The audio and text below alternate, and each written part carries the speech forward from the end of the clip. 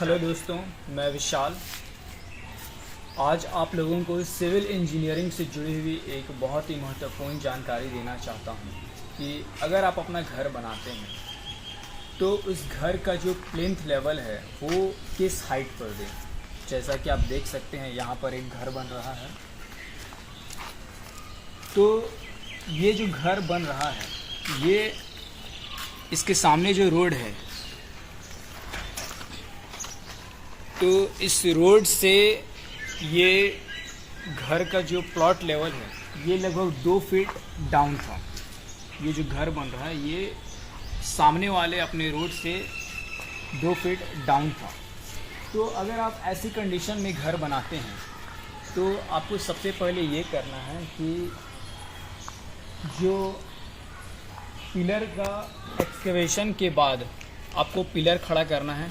Pillar आपका जब खड़ा हो जाएगा तो चारों तरफ से आपको ईंट का चुनाई करना है और ईंट का चुनाई आपको रोड लेवल तक करना है।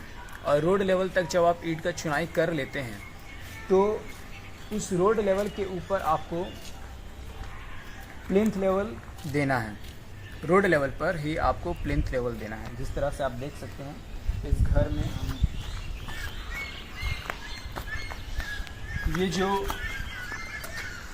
ये जो सरिया बांधा हुआ है ये रोड लेवल पर ही बांधा हुआ है। और ये जो सरिया है ये 7 बाई 7 का रिंग है और इसमें 12 mm का 4 दिया गया है, 4 सरिया दिया गया है। और ये जो प्लिंथ बीम इसका जो ढलाई होगा वो होगा 10 इंची।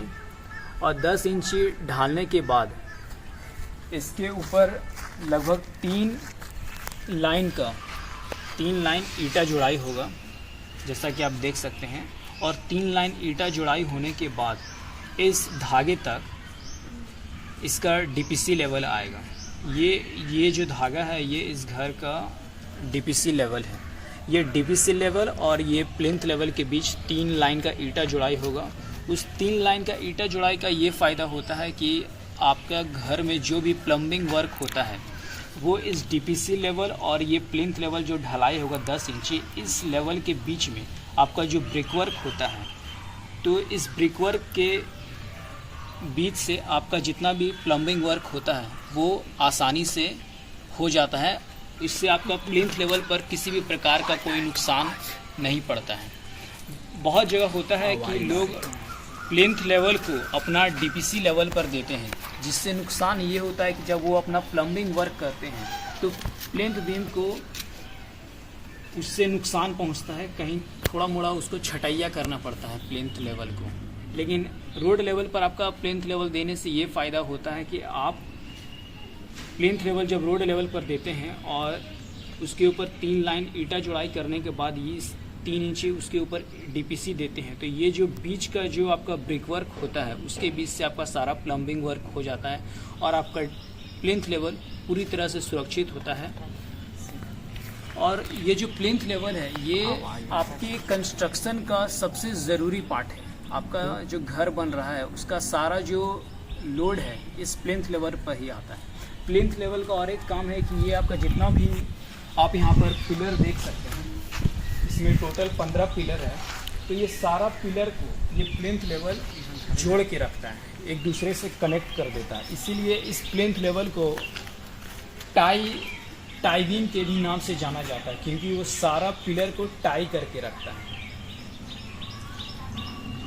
और प्लिंथ लेवल का ये भी है कि इसके नीचे जितना भी ब्रिक वर्क है वो भी आपको देना ज़रूरी है। जिस तरह से इसमें ब्रिक वर्क किया गया है प्लिंथ लेवल के नीचे, इससे फ़ायदा ये होता है कि ये प्लिंथ लेवल जो आएगा और ये जो ढलाई होगा प्लिंथ बीम इसका, तो इस प्लिंथ बीम को एक स्टेबल सरफेस ये ब्रिक वर्क प्रोवाइड करता है।